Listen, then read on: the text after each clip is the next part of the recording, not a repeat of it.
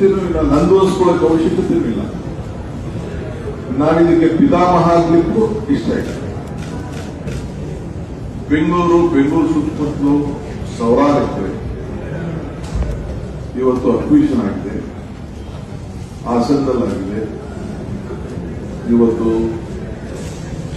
ಕೃಷ್ಣಾ ಯೋಜನೆ ಆಲ್ಮಟ್ಟಿಲಾಗಿದೆ, ನಮ್ಮ ಆರೋಗ್ಯದಲ್ಲಾಗಿದೆ. ಆ ಎಲ್ಲ ಕಡೆ ಯೋಜನೆಗಳನ್ನ ಅಕ್ವಿಷನ್, ಲ್ಯಾಂಡ್ ಅಕ್ವಿಷನ್ ಎಲ್ಲ ಕೂಡ ಆಗಿದೆ.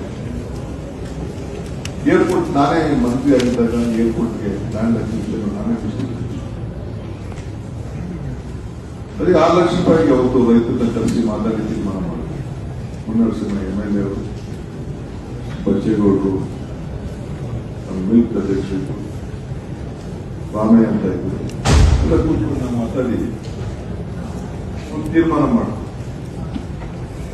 4,000 ಎಕರೆಯಲ್ಲಿ 2,000 ಎಕರೆ ಸರ್ಕಾರದ್ದು, 2,000 ಎಕರೆ ರೈತ. ಇವತ್ತೇನಾಗಿದೆ, ಸುತ್ತಮುತ್ತಲು ಏನಾಗಿದೆ ಅಂತ ನಾನೀಗ ನಿಮಗೆ ಆಲೋಚನೆ ಮಾಡ್ತೀನಿ. ಕೃಷ್ಣಾ ಸಾಹೇಬ್ರ ಕಾಲ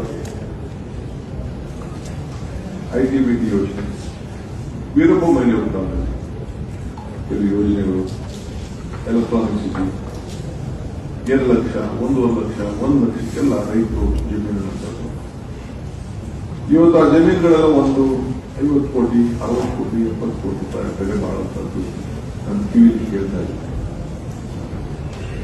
ಅವರು ಯಾರು ರಿಯಲ್ ಎಸ್ಟೇಟ್ ಏಜೆಂಟ್ ಕೂಡ ಅವರು ಜಮೀನು ತಗೊಂಡವರು, ರೈತರ ತಗೊಂಡವರು, ಯಾರು ಮಾಡಿದ್ರು, ಯಾವ ಕಾಲದಲ್ಲಿ ಆಯ್ತು, ಅದು ನಾನೇನು ವಿವರಣೆ ಮಾಡಬೇಕಾಗಿಲ್ಲ.